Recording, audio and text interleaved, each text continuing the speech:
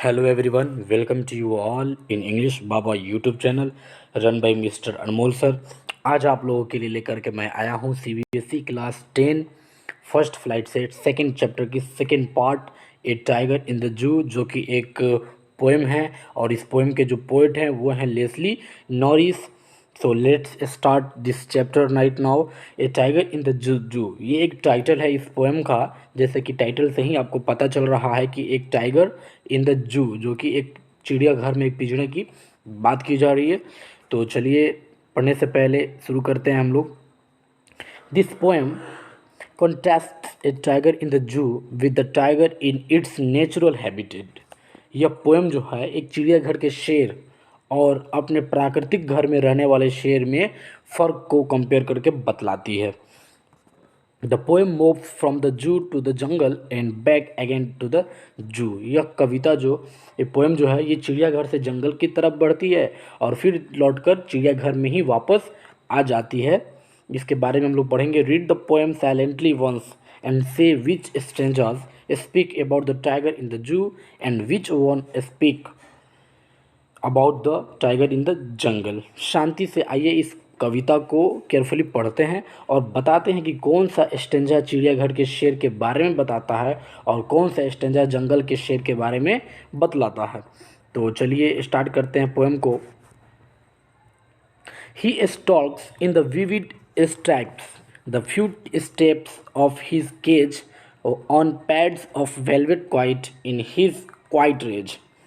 यानी कि आपको लग रहा होगा कि ही यहाँ पे यूज किया जाता है एक लिविंग पर्सन के लिए, एक व्यक्ति के लिए, लेकिन यहाँ पे ही का मतलब यहाँ पे टाइगर के लिए यूज किया गया है। He stalks in his vivid stripes a few steps of his cage. Cage का मतलब होता है पिंजड़ा। वो अपनी चमकदार धारियों में, यानी कि टाइगर की बात की जा रही है कि वो अपनी चमचमदार धारियों के साथ कुछ कदम पिंजड़े में इधर उधर करता है। जितनी पिंजड़े की लंबाई है उसी पिंजड़े में एक इधर उधर आसपास करता है। On pads of velvet quiet in his quiet rage. चिड़ियाघर का शेर जो होता है वो अपनी चमकदार धारियों और नुकीले पंजों के बावजूद भी शांत रहता है। उसके हाथ में सिवाय अपना क्रोध दबाए रखने के लिए उसके पास कुछ नहीं रहता है। यानी कि फर्स्ट स्टेंजा आपको मैं फिर से क्लियर कर रहा हूँ कि इसमें ये कह रहा है कि एक ऐसे टाइगर की बात की जा रही है जो कि एक पिंजड़े में कैद है, पिंजड़े में कैद है, लेकिन उसकी जो नुकीली जो धारी जो होती है, उसकी चमकदार धारियाँ जो होती है, उसकी नुकीले पंजे जो होते हैं वो बहुत ही शांत रहते हैं। जबकि उसको शिकार पर जाना चाहिए या उसको किसी शिकारी को वो करना चाहिए, लेकिन उसके नुकीले पंजे और चमकदार धारियों भी उसके पास रहती है, लेकिन उसके बावजूद भी वो टाइगर शांत रहता है और पूरे उसके हाथ में और उसके क्रोध के सिवाय कुछ भी उसके पास नहीं रहता है। लेकिन अफसोस कि वो एक केज में रहता है, एक पिंजड़े में रहता है। सेकेंड स्टेंजा है, he should B lurking in Shadow sliding through long grass near the water hole where plump deer pass। we should be lurking in shadow, यानी कि स्लाइडिंग थ्रू लॉन्ग ग्रास, यानी कि जो शेर जो है उसको केज में नहीं रहना चाहिए। उसको कहाँ रहना चाहिए? उसको जंगलों के बीच रहना चाहिए, उसको जंगलों में रहना चाहिए। और जो आप देखे होंगे कि एक ग्रास, लॉन्ग ग्रास जो होती है, बहुत बड़ी बड़ी घासें जो होती है वो जंगल में होती है, जिस घासों में आसानी से शेर चीता बाघ आसानी से छिपकर वार करते हैं, फेस करते हैं, वार करते हैं किसी डियर्स को, क्रो को या हिरण को। वो क्या करते हैं? वार करते हैं, उससे उसको चपट लेते हैं, उसको पकड़ के खा जाते हैं, मार के खा जाते हैं। तो उसको किल करने के लिए वो छिपे रहते हैं। उसी यहाँ पे पोएट कह रहे हैं कि जो शेर जो होता है, जो बाघ जो होती है, उसको केज में नहीं रहना चाहिए, उसको लंबे घासों के अंदर छिप कर बैठना चाहिए। किस लिए? शिकारी करने के लिए। नियर द वाटर होल, पानी के किनारे जहाँ से मोटे हिरन गुजरते हों। यानी कि नियर द वाटर होल का मतलब होता है पानी के किनारे, यानी कि जंगल का शेर पेड़ों के पीछे या लंबी घास में छिपकर बैठना चाहिए शिकारी करने के लिए। और and near the water hole where plump deer pass. Plump का मतलब होता है मोटा हिरन, प्लम्प डियर मतलब कोई मोटा हिरन। एक शेर को क्या होना, कैसे होना चाहिए, शेर को पेड़ के या लंबी घासों के बीच में छिपकर बैठना चाहिए, पानी के किनारे छिपकर और अपने मोटे हिरन का इंतजार करना चाहिए, और जैसे ही हिरन आए उसको अपने नुकीले पंजे से चमकदार धारियों से उसको उस पर वार करना चाहिए और उसको पकड़ के खा जाना चाहिए। एक शेर को ऐसे ही होना चाहिए, लेकिन अफसोस शेर कहाँ रहता है, केज में रहता है, और वहाँ पे वो शांत रहता है इसलिए कि उसको कोई मौका नहीं मिल रही है निकलने के लिए। नेक्स्ट स्टेंजा है, he should be snarling around houses at the jungle's edge. वो जंगल के किनारों पर स्थित घरों के चारों तरफ गुर्राता हुआ घूम रहा होता है। यानी कि जैसे पोएट कह रहे हैं कि he should be snarling around houses at the jungle's edge, यानी कि शेर को जंगलों में होनी चाहिए।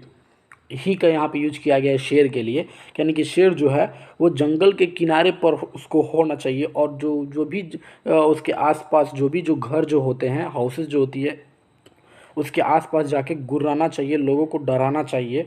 एक शेर को ऐसे ही होना चाहिए। Baring his white fangs his claws terrorising the village, यानी कि अपने सफ़ेद दांत जो होती है और अपने पंजों को दिखाते हुए गांव में जाना चाहिए और गांव के लोगों को डराना चाहिए। यानी कि जंगल का शेर स्वतंत्र होता है, वो कभी भी कहीं पर भी जा सकता है, कुछ भी कर सकता है, उसके वहाँ आ जाने से कोई डर उत्पन्न होना चाहिए। यानी कि जैसे ही शेर कहीं यानी कि जंगल का शेर एक आज़ाद होता है, एक स्वतंत्र होता है, और उसको कहीं पर भी जाने का वो खुद का एक हकदार होता है। लेकिन और वो उसको गांव में अगर वो शेर जाता है तो उससे लोग डरें, ऐसे शेर को होना चाहिए। लेकिन पोएट एक ऐसे शेर को बात कर रहे हैं जो कि सब कुछ उसके पास है, सारी उसके अंदर वो चीज़ है, वो स्किल्स है, लेकिन वो तब भी केज में है। नेक्स्ट स्टेंजा है, but he has locked in a concrete cell his strength behind bars stalking the length of his cage ignoring visitors. यानी वो कह रहा है, पोइट कह रहे हैं कि परंतु बट लेकिन he has locked in concrete cell, यानी कि ही हैज़ लॉक्ड यानी कि शेर जो है उसको बंद किया गया है कहाँ पे, कंक्रीट सेल। कंक्रीट सेल क्या होता है, यानी कि सीमेंट के जो बने हुए होते हैं, जैसे कि आप लोग देखे होंगे कि घर छत जो होती है वो सीमेंट से ढलैया की हुई होती है, जिसको जल्दी कोई तोड़ नहीं सकता है। लेकिन he has locked in concrete cell, लेकिन वो जो होता है यानी कि शेर जो है वो सीमेंट के पिंजरे के अंदर बंद हुआ होता है। हीज स्ट्रेंथ बिहाइंड बार्स, उनकी मजबूती जो होती है, ताकत जो होती है, वो सलाखों के पीछे कैद रहती है। Stalking the length of his cage ignoring visitor, वो अपने आने जाने वाले यात्रियों को नज़रअंदाज कर रहा था। कौन, शेर जो था, जो केज के अंदर था, वो अपने आने जाने वाले जो भी विजिटर जो होते हैं, यात्री जो होते हैं, उनको इग्नोर कर रहा होता है, और अपने पिंजरे की जो डिस्टेंस जो होती है, stalking the length of his cage, यानी कि पिंजरे की जो लंबाई जो होती है उसी में वो इधर उधर करते रहता है। और जो भी यात्री आते हैं, विजिटर्स आते हैं जू में शेर को देखने के लिए, वो क्या कर रहा होता है, उनको इग्नोर कर रहा होता है। अरे छोड़ो, ये सब तो जाने ही नहीं है, एक शेर ही होता है। यानी कि पोइट कहते हैं कि चिड़ियाघर का शेर पिंजरे में बंद है, जो पिंजरे में बंद है, लेकिन उसको एक स्वतंत्र होना चाहिए, उसको पिंजरे में नहीं होना चाहिए। लेकिन उसके बावजूद भी वो पिंजरे में चुपचाप घूमने के अतिरिक्त कुछ भी नहीं कर सकता। उसकी शक्ति तथा मजबूती सब उसके साथ पिंजरे में कैद है, वो बाहर नहीं जा सकता। लास्ट स्टेंजा है, he hears the last voice at night, यानी कि शेर वो रात्रि में आखिरी आवाज़ केवल निगरानी रखने वाली कारों की आवाज़ें को ही सुनता है। द पेट्रोलिंग कार्स क्या होता है भाई?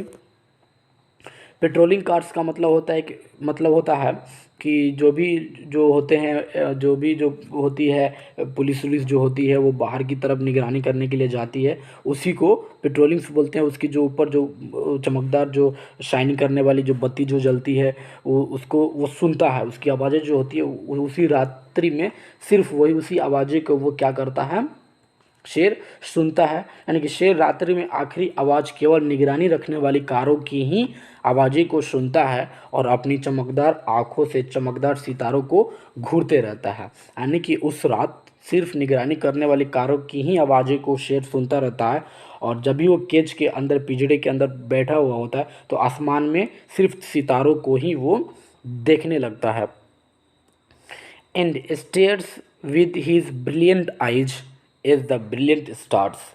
और चिड़ियाघर में शेर को केवल घूरती हुई गाड़ियों की आवाज़ें सुनाई देती है। यानी कि शेर जो केज के अंदर कैद है, सलाखों के अंदर कैद है, उसकी सिर्फ निगरानी करने वाली गाड़ियों को ही आवाज़ें सुनाई देती है, किसी पशु पक्षी की आवाज़ें सुनाई नहीं आती।